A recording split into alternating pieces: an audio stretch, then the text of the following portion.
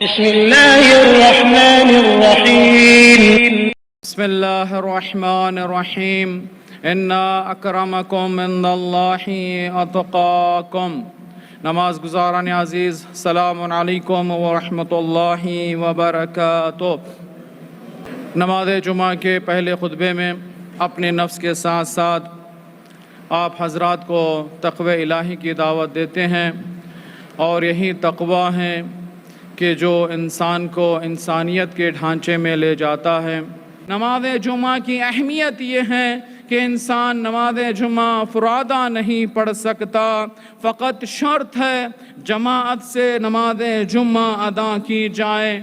اور 5 لوگوں کی شرط رکھی، امام جماعت کو جو نماز جمعہ پڑھا رہا ہو شرط ہے کہ 5 لوگ ہوں. بعض تو 7 افراد کی شرط رکھتے ہیں، کہتے ہیں کہ جب 5 اور 7 افراد کامل ہوں تو تم خطبے کو شروع کرو. پروردگار 2 خطبے اس میں رکھا ہے، اور خطیب جمعہ کو تقوی الہی کی دعوت دینے کا حکم دیا گیا.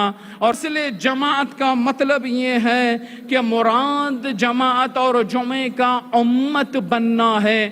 جب انسان امت بن جائے تو یہی اصل چیز جماعت اور جمعہ بن جائے گا.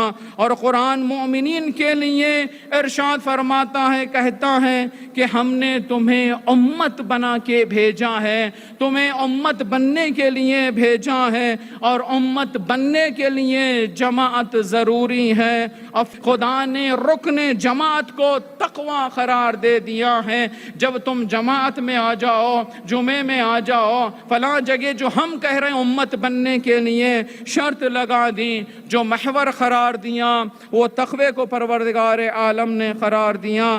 صاف الفاظ میں پروردگار فرماتا ہے، کہتا ایسی مساجد کا، ایسے عزاخانوں کا کوئی فائدہ نہیں ہے جہاں لوگوں کو نقصان ہو. پروردگار کہتا ہے یہ لوگ جھوٹی قسمیں کھاتے ہیں، کہتے ہیں کہ یہ بھلائی کے لیے ہم نے مسجدیں بنائی، ہم نے بھلائی کے لیے ہم نے عزاخانہ بنایا. نہ، پروردگار کہتا ہے یہ جھوٹی قسم کھاتے ہیں. اب پروردگار 108ویں آیت میں فرماتا ہے کہ تم اس مسجد میں کبھی بھی کھڑے نہ ہو جو مسجد مسلمانوں کے قطرے کے لیے ہو، کفر کے لیے ہو، نفاق کے لیے ہو. اس کو مسجد زرار سے تعبیر کیا گیا. پروردگار اب بیان کرتا ہے وہ مسجد جس کی بنیاد پہلے دن تقوی کی بنیاد پر رکھی جائے، ایسی مسجد میں آپ اپنے قدم کو بڑھاؤ. اب پروردگار کہتا ہے مجھے یہ چیز پسند ہے جہاں تقوی کی بنیاد پر مسجد کی بنیاد رکھی جائے. کہ خدا نے مسجد کے حکم کو صاف بتا دیا، اگر مسجد تقوی پر نہ ہو تو وہ مسجد زرار ہے. تقوی کے بغیر اگر مدرسہ ہو تو وہ مدرسہ زرار ہے.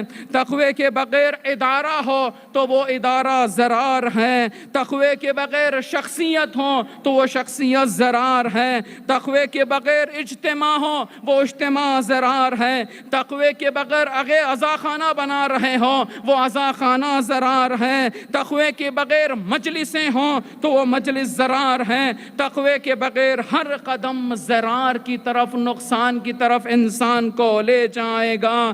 آج جو دنیا میں ہم دیکھ رہے ہیں، ایک طرف لا الہ الا اللہ کہہ کے قتل کیا جا رہا ہے، ایک طرف لا الہ الا اللہ پڑھ کے قتل ہوا جا رہا ہے. تو اس کا مطلب کیا ہے کہ تقوی ان کے اندر نہیں آیا ہے.